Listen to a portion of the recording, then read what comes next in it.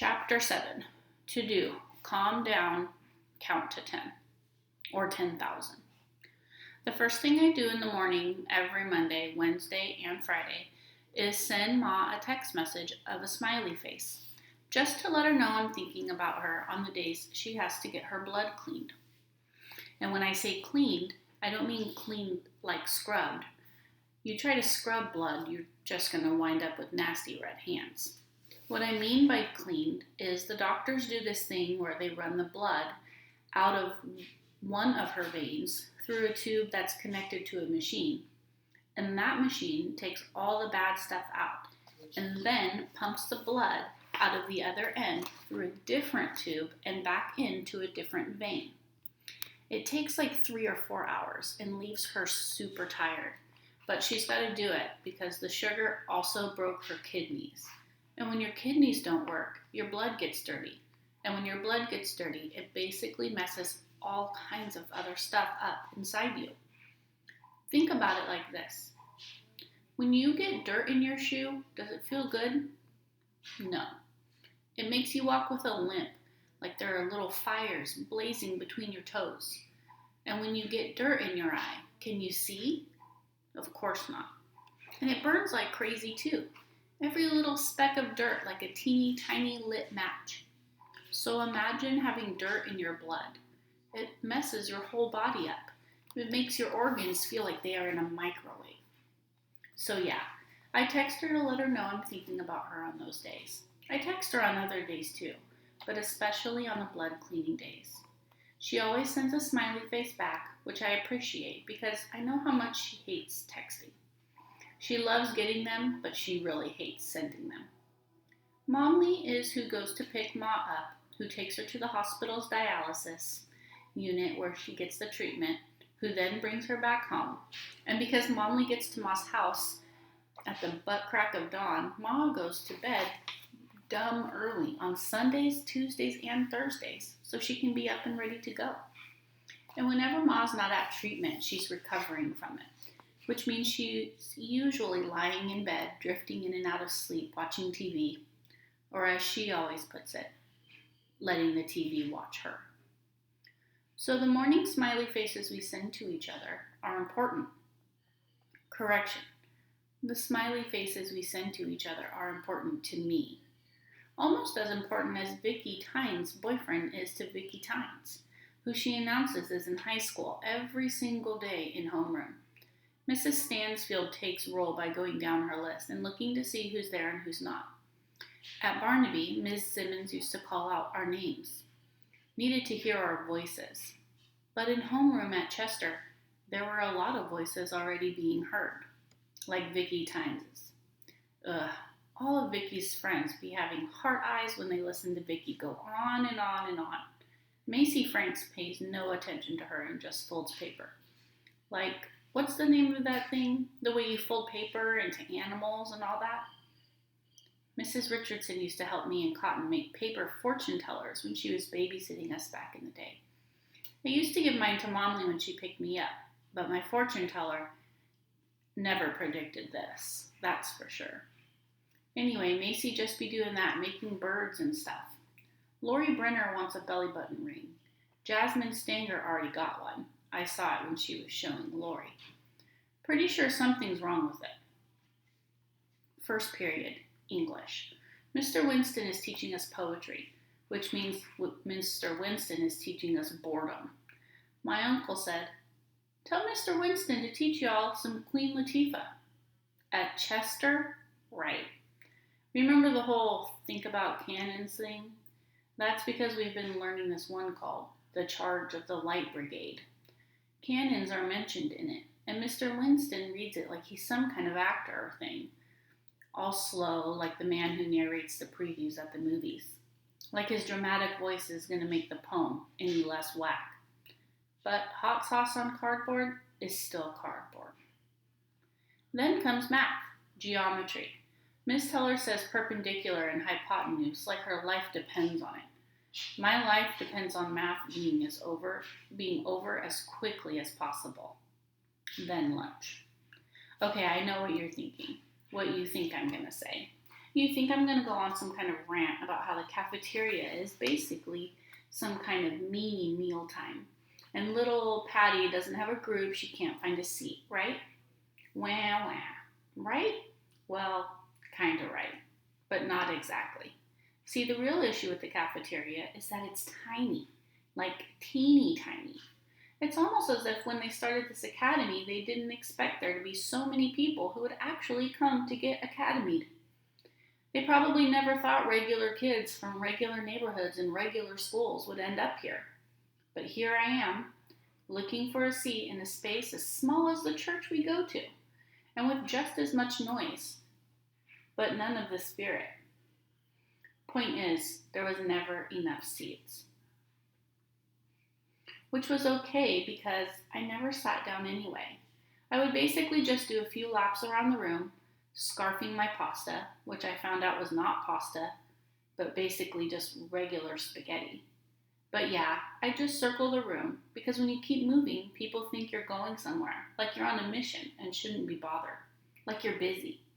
And that's better than people realizing you're not busy at all. That you're not okay with lunchrooms that don't have trays and that ain't big enough spaces to disappear in, and that don't stink of week-old dirty mop water, which I now know is the familiar smell of love and friendship.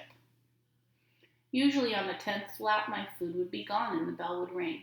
I had it all timed perfectly, but today on lap number 2, barely into my salmon teriyaki, which by the way should be called teriyaki salmon, the same way barbecue chicken is barbecue chicken, and not chicken barbecue. I swear, Chester. Anyway, on lap 2, Becca stood up from her seat like a bird who just popped its head out of a nest and waved at me. Well, not at me, but she waved me over. And I felt funny, like confused and weirded out and skeptical. And yes, I can't front, a little excited. I cut between the tables, holding my plate steady, and once I got to where she was, smack in the middle of a crowded table full of, girls eating on either side of her and talking and laughing, she said, "What are you doing?" "What do you mean?" I replied, pretending like I hadn't just been acting like a lunch monitor, trying not to drop my plate. "I mean, how come you're not sitting?" she asked.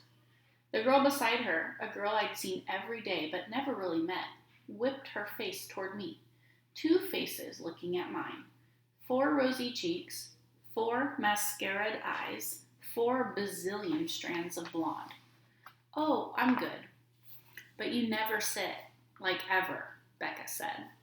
And before I could either drop my plate or say anything, Becca bumped the girl next to her,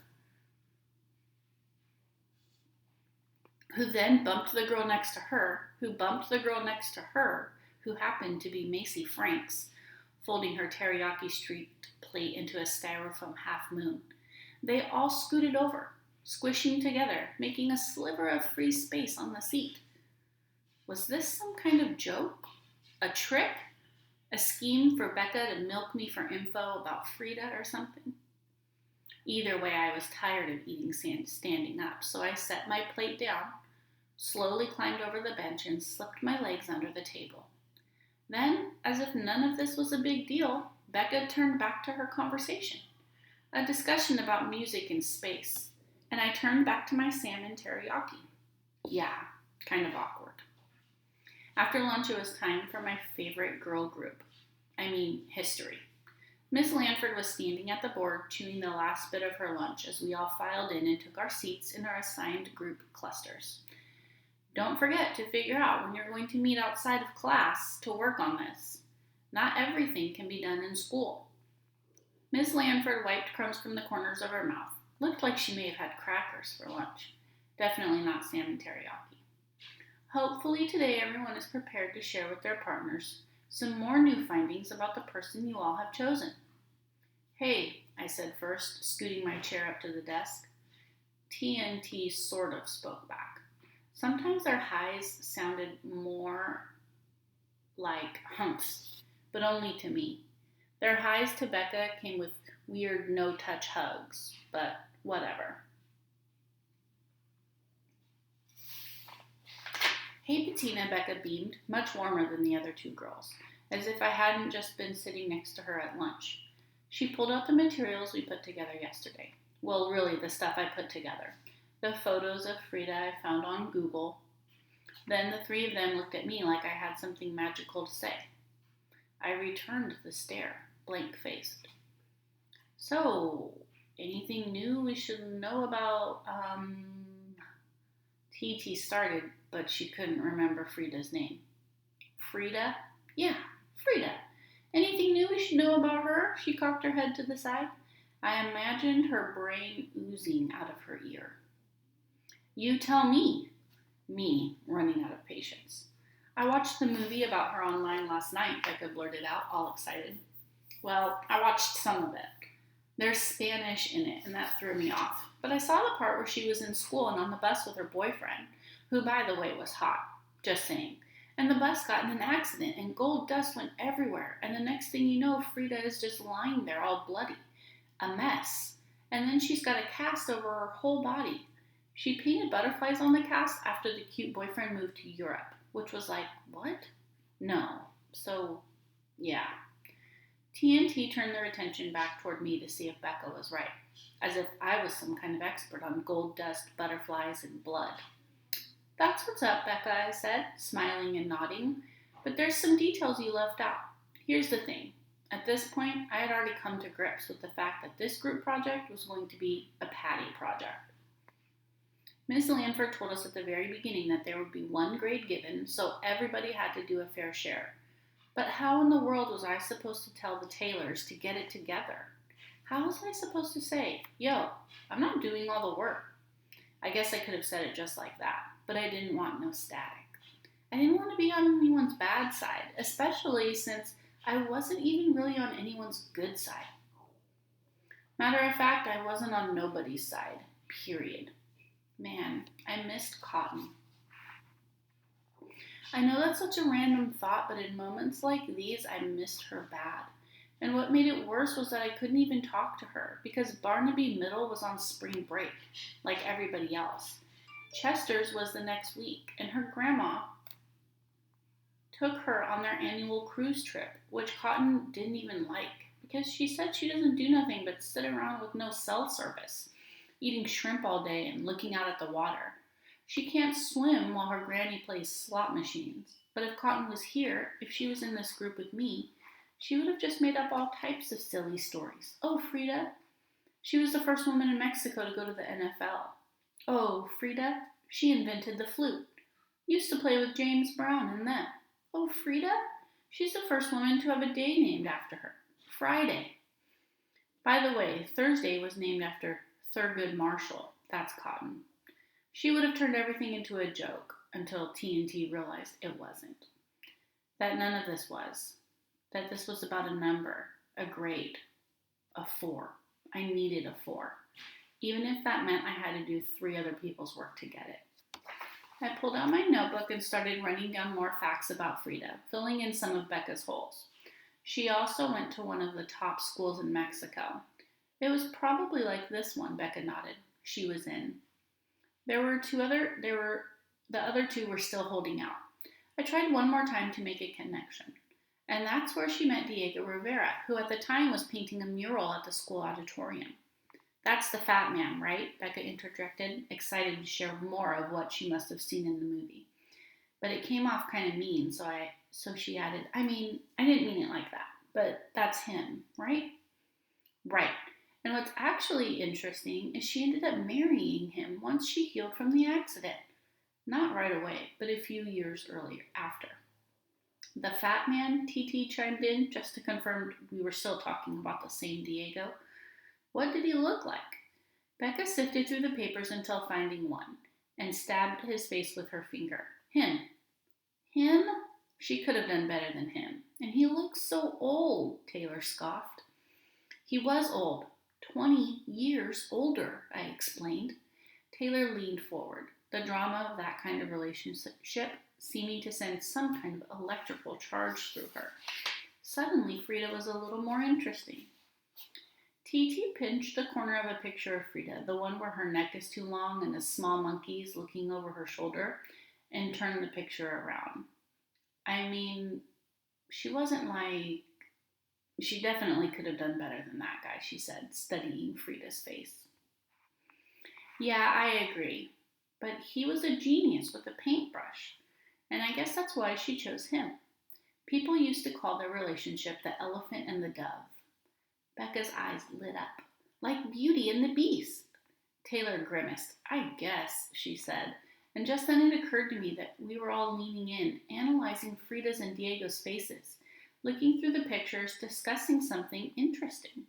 Sure, it was about their crazy love story, but still, it was a start. And if it weren't for the piercing sound of a fire alarm suddenly going off, we might have been able to get some of the other cool things some of the other cool things about Frida Kahlo. But at least we decided whose house we would go over to do the project portion of this. Taylor and TT basically begged Becca to host it at her place, which I guess made sense because it was right across the street from the school. Becca said the best day to do it at her house would be the next day, Wednesday, because her grandmother was making cookies, which TNT said was perfect because Thursday was Taylor's mother's birthday and Friday was, well, Friday. I told them I could do it, but I'd have to come by after track practice. And if it wasn't for the alarm suddenly screaming over us, maybe, just maybe, they would have asked about my running. But I guess fire drills are important too. At least they are to 6-year-olds. Specifically 6-year-olds named Madison Jones. But just in case there is a real fire, it's good we practice, right? Maddie went on and on in the car after school. From the moment I met her in the hallway, she'd been blabbing, so excited about the hustle and bustle she'd experienced earlier in the day. Fire drill, fire drill, fire drill. It's like that was the only thing that happened in the north wing of Chester. I think we should also maybe practice stop, drop, and roll with Mrs. S, Maddie barreled on, rolling her hands in the air, just in case somebody don't make it out in time, especially since she makes us all walk so slow. I don't know about everybody else, but if there's a for real fire, I'm out of there. Momley snorted. What about me? I asked. Maddie thought about it for a second. Patty, I can lift you up, but I don't think I can lift you and run. Not yet, I replied, sliding one arm out of my shirt sleeve. Right, not yet. Maddie flexed one of her arms and squeezed her bicep. The ride to MLK Park was the one thing that got Maddie to stop yakking about fire drills, and for some reason, she still geeked out at all the fancy houses we passed on the way, especially the big white ones, their wooden castle doors with knobs like golden fists, the fountains and wraparound driveways, the windows, no, curtains, like they wanted everyone to know what they got. But can't nobody really see anything anyway because of the gates. The tops of the metal posts curling up into the air like witch fingers, and in front of the gates, shrubs, and then the mailbox with the address, which is always just 1 or 2 numbers, like 6 Chester Avenue or 13 Chester Place. And as we moved through town, the numbers continued to climb as the neighborhoods changed, from mansions to weird cereal box communities where every house looks like a different version of the one next to it, then on to older neighborhoods like mine, where the houses are still nice, but have been around for a while, so still made of brick. My address has 3 numbers, 685 Wallery Street, but Ma's address over on Barnaby Terrace has 4, 5014, and I think Ghosts is something like 5 or 6. It's like the less numbers in your bank account, the more numbers in your address. Practice was a little less silly today. Well, it got less silly after warm-up laps, stretching, and the usual clowning around. Well, Lou was clowning Kieran. Yo, Kieran, how come yesterday Coach didn't make you do that dancing thing Patty and Crystal did? He asked, winding up and tossing a live grenade into the mix. He had one of his legs pulled back behind him, doing a final stretch. You mean what he made you and Ghost do? Kieran jabbed. Because we don't need all that on the boys' relay.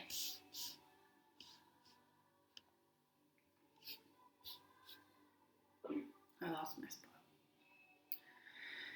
Kieran bragged, cutting his eyes at Brit Brat. Oh, y'all don't? That was Crystal's cue to jump in. Britt Brat didn't pay it no mind, and neither did I, because Kieran was always trying us. Deja bucked a little, but Crystal beat her to it. You do know you can't keep taking off early in a relay race, right? If you jump the gun more than once, your shot is shot, and everybody will know you're a gun jumping fool. We all laughed. Everyone but Sonny, who was chillin', trapping his laughter in his face as usual. So nobody knew what he was really thinking. Crystal moved closer, put her hand on Kieran's shoulder like a concerned parent. Seriously, is there going to be one race where you don't false start? Everybody laughed again, but Kieran didn't find it funny at all. Seriously, Crystal No Speed, is there going to be one day that your breath doesn't smell like boiling track shoes? Kieran slapped a hand over his nose. He zinged her with that one. And even though it was super petty, all of us were yikesing from the blowback. Then he turned to Ghost. And I know you ain't laughing, Ghost. Maybe you need more practice with your dance partner because you were in the whole race before you realized nobody was running with you. The whole race. Ouch. I can't front. Just thinking of Lou and Ghost holding each other like that made me want to burst into laughter, but I held it in. But not everyone did. The loudest coming from Aaron, Freddie, and Mikey, who all began fake waltzing. Whatever, it was his first race. His first race, Lou came to Ghost's defense, and I was right there for the follow-up. I dropped in to drive home the point. Nah, it's cool, Ghost said, calling off his newbie goons. How about this, Kieran? How about you pick the distance and we line up and... Okay, knuckleheads, Coach cut him off, sauntering over, swinging his stopwatch. Let's get done with the funnin' so we can get down with the runnin'. I swear, if you all could move your legs as fast as you move your lips, we wouldn't even have to practice. Time for Coach's daily pep talk. We got 3 practices left before the next meet. Today, tomorrow, and Thursday. Then it's go time. If you came here to play around, he looked at Lou, the instigator, when Saturday comes, don't cry when I don't run you. If you came to be lazy, I'll make sure you have a comfortable seat this weekend at the meet. Are we clear? We all nodded. It's Technique Tuesday. I watched some of your forms break down last week. Out there looking like wet noodles. I don't want to see that this week. Let's keep it tight. He tucked his elbows in and stuck his chest out. Keep your stride wide and remember to breathe. Come off the block like you've got a point to prove. Coach then told the relay teams what Coach Witt had already told us last practice. What we would also be working on was baton passing. Thankfully, he didn't mention dancing. Me, Britt Brat, Crystal, and Deja went off one end of the track with Coach Witt. She was holding small orange cones. Not the kind you see at construction sites or in school cafeterias. Whenever there was a spill, those were small. These were small. Where the heck do you even get such tiny cones? If Maddie saw them, she'd want them for pretend megaphones.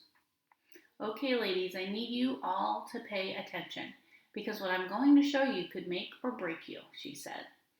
Then Whit placed one of the cones just before the curve on the track, and another, I don't know, maybe 20 feet into the curve. This is the handoff zone, she said, coming back from the second cone, or as Coach calls it, the hot zone. This is the amount of space you have to hand off the baton. Now I know the 3 of y'all, Whit pointed to Crystal, Deja, and Britt Brat, are used to standing at the starting line with your arm out waiting for the stick. But this year, Coach and I have decided to shake things up. You're going to run the 800 relay as if it were a 100 relay. We looked at Whit like she had grown a second head. Once she realized that none of us understood what she was talking about, she explained, what I mean is we're going to do blind handoffs. Wait, what do you mean blind? Deja asked. Now she's about to blindfold us, y'all, Crystal joked. No, I'm about to show you how to win. That is, if you could shut up and listen. Especially you, Crystal, seeing as though you run the slowest leg. Crystal sucked her teeth and burned. Probably would have sucked her teeth hard enough to turn her whole face inside out if she could. Now watch and learn, Whit said, and started demonstrating the blind handoff, a technique that usually only sprinters do during relays because of the momentum of the incoming runner. The runner who's receiving the baton has to time it exactly right. Start sprinting before the runner with the baton reaches the line, so there's no slowdown. This is why I had you dance, ladies, Coach Whit was saying, moving Crystal and me to imaginary positions on the track. Now, Crystal, you're coming in fast. Wait, we're running the 800, not the 400, Brat said. So, how fast do you really expect us to be coming in? By the time I get to the final stretch, I'm rigged. This is the hardest race to run, Brat argued, her arms spread wide as if, what the? I nodded, thinking the exact same thing. The 800 ain't no dash. As fast as you possibly can. Our job is to run to win. If that means you have to run until your legs detach from your body, then that's what you do. Whit's face went dead serious. Because the rest of your relay team is depending on you. Got it? Britt nodded sheepishly. So did I. Coach Whit wasn't playing no games today. Now, she went on, what this means for the incoming runner is that you have to dig deep and run with everything you've got on that final stretch, because once you yell out stick, you still have to run fast enough to catch the next runner, who will have her arm out, but will also have fresh legs. So we all have to feel each other out, know when to go, know when to hand off. It's waltzing without touching. Just moving in rhythm. Now, let's run it slow-mo a few times. Coach Whit moved Crystal back 20 more feet and told her to jog toward me. Once Crystal got to the first cone, I started jogging. Good, Coach Whit said. Now call it. Stick, Crystal said, no oomph behind it. No, Whit thrust her arm out across Crystal's body like Momley does to me after slamming on the brakes. I said call it, not say it. Whit took the baton and stepped back a few feet. Stick, stick, she shouted, running toward us. People are going to be screaming. You need to make sure your teammate hears you. Now run it again. When stick is called out, my job is to stretch my left arm behind me without looking, while running full speed until Crystal slaps the baton in my hand. It's tricky because our running has to match up. She has to have enough juice and enough time to get to me. We ran it again and again, faster and faster, working on the timing of it all. Deja had to practice the handoff to Brat, and Brat had to practice the handoff to Crystal. Now remember, these cones won't be on the track, so you're going to have to learn to eyeball when the transition should happen, Whit said, picking them up this time. Full speed now. Run it. She told Deja to start back at the 200-meter mark, outside lane, and do the handoff to Brat. It wasn't bad. Then she had Brat do the same to practice the handoff to Crystal. Stick, stick, stick, stick, stick was Brat's way of calling out, which made us all laugh, even Whit. But hey, whatever works. Next, it was my turn to receive the handoff from Crystal. But when she reached the red zone and I broke out running, she couldn't catch me. Try it again, Whit said, so we did, and I got out too far ahead of her again. I wasn't trying to, but she's just slower. Yo, what are you trying to do? Crystal asked, panting. What are you talking about? I'm waiting on you to call it out, I explained. No, you're trying to play me, she said. You're overrunning. Overrunning? That's not even a thing. Maybe you're underrunning. Coach Whit cut us off. You two cut it out and get back on your mark. Save that drama for the other teams on Saturday. But Crystal wasn't ready to be cut off. Maybe it was because Curon snapped on her and Whit threw her a little shade earlier, but now Crystal was fuming. No, see, I try to be nice to the new girl. She looked around at Britt and Deja, all fired up. But she's always correcting me and being all goody-goody, like she thinks she's better than us. She raised her chin at me. What makes you better? Your white mother? My white mother? Oh, what? My left eye twitched, a sign that things were going to go bad if Crystal didn't shut up. Nobody had ever tried to call me out on Momley before. Nobody had the nerve to even pretend to know something they really didn't know anything about until now. You heard me, Crystal didn't shut up. Enough. Coach Witt slid between us. But that wasn't enough to stop what was coming, because now I wasn't shutting up. I don't think I'm better than y'all. I think I'm better than you. I jabbed a finger over Coach Witt's shoulder, right at Crystal. And not because of no so-called white mother, but because I'm actually better than you. I just am. You run like your feet are made of oatmeal, like your whole life is in slow-mo. I'm faster because I work harder while you sit around and pout like some spoiled brat. Like somebody owes you ribbons. Like it's our job to carry your lazy... Patty, that's enough, Witt yelled, whirling around to face me. You better watch who you're playing with, I snarled at Crystal. Patty, I said that's enough. Coach Witt grabbed me by the arm and dragged me off the track to the gate. My heart was pounding so hard that my chest felt like it had stopped pumping blood and was pushing those red beads I put in Maddie's hair through my veins and said, "Are you serious?" Witt asked when we were out of earshot. "What was that?" I glared over at Crystal, made sure she knew I wasn't scared. But I didn't answer Witt. I didn't want to, because if I did, I would have said that was me offering Crystal a seat that she better take before I showed her what it meant to lay down. I was so mad. So mad. White mother? I'm the daughter of Bev Jones, and she don't make no junk. Momley's not even my real mother. But even if she was, I lasered in on Crystal's face, her eyes tearing up, her tuft tearing down. You don't even know what you're talking about over there, about to cry. What are you about to cry for? You started it. Do you hear me talking to you, Patty? I glanced at Coach Witt. Yeah. I closed my eyes for a second and told myself to get a grip. Deep breaths, Patty. My mad slowly mellowing. This temper ain't a new temper. Breaking invisible teacups, smashing them everywhere. No, this ain't new. I just be keeping it pushed down, all the way down in my legs. See, there was this weird period between my dad's passing and my mother losing her legs that my mom always calls the funky zone, because I was acting, well, funky. My temper on a billion. As soon as somebody started with me, even if they looked like they wanted to start, I would finish it. Talk people down. Talk them out of whatever they thought they wanted with me.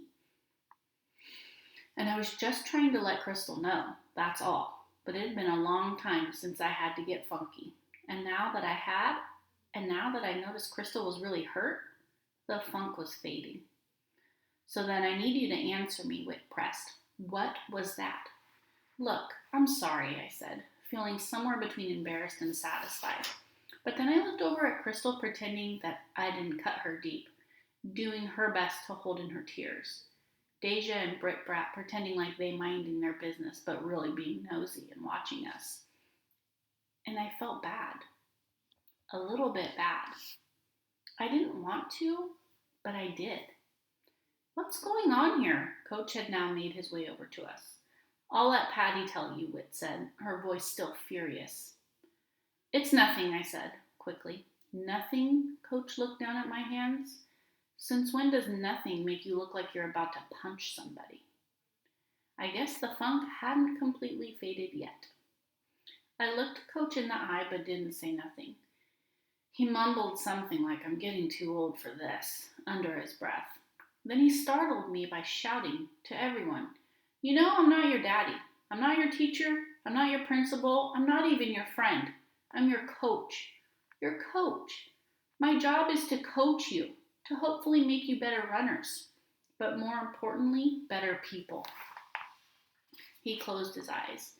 Crystal, Deja, Brit Brat, right here. He pointed to the ground in front of him. When they all came over, he took the baton from Crystal. Take one end, he ordered. I grabbed it, thinking this was going to be a revisit of the whole energy of the team speech. Crystal, you take the other end. She took the other end of the baton, looking like it was the last thing in the world she wanted to do. If either of you let go, you're both off the team. Then he looked at Deja and Brit Brat. If you two see either one of them let go, you tell me. And if I find out they did and you didn't let me know, you're gone as well. Now fix it. Coach, I begged. Don't try me, he cut me off, his voice ice. There are patinas and crystals all over the place, begging to be in your spot, praying to form the bond that you all are so determined to break. Now fix it. Coach went back to the boys who were practicing their blind handoff, leaving me and Crystal standing there, holding the metal stick, trying our best not to let our hands touch, which was pretty much impossible. Deja and Britt Brat looked in front of us, awkward. Come on, y'all, just squash it so we can get back to work, Britt Brat said. We're a team. I didn't start it. She came at me for no reason, I pleaded my case. That's because you were purposely trying to make me look bad. Make you look bad? I was running. This is a track team. Yo, you think I don't know that? I was on this team before you. That's the thing. You don't think I know that. Crystal didn't say anything back.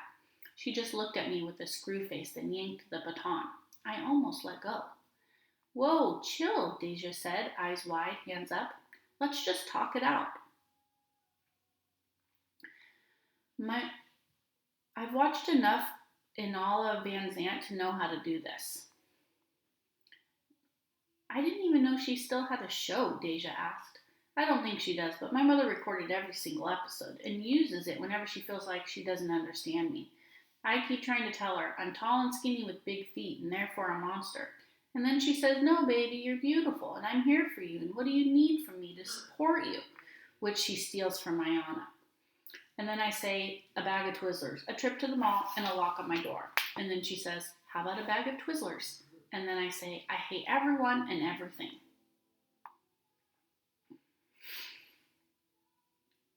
I love Twizzlers, Crystal said low. It was as if suddenly we were all just thinking about candy. Me too. My mother used to sell them, I said after an uncertain pause. I wasn't sure if I wanted to join in on this weird Twiz fest that had suddenly broken out, especially since I was just about to give Crystal a good old-fashioned Beverly Jones beatdown. But it seemed like it was happening. Your mother? This from Crystal. Yeah, she used to be the candy lady in Barnaby Terrace. Wait, that white lady sold candy in Barnaby Terrace? That's not my mother. That's my auntie. Crystal was quiet for once, probably trying to swallow down all that loud and wrong she just spat.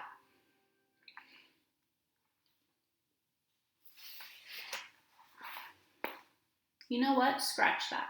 I think we know what you both did.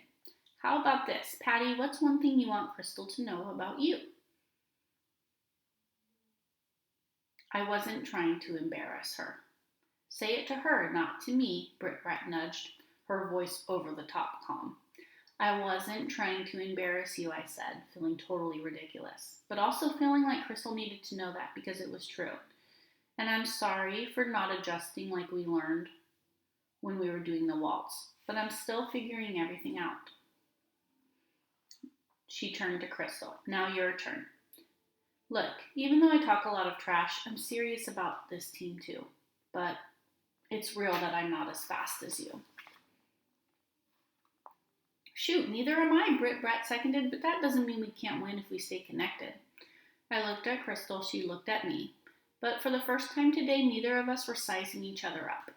You know how you can tell if a person is looking at you or looking at you?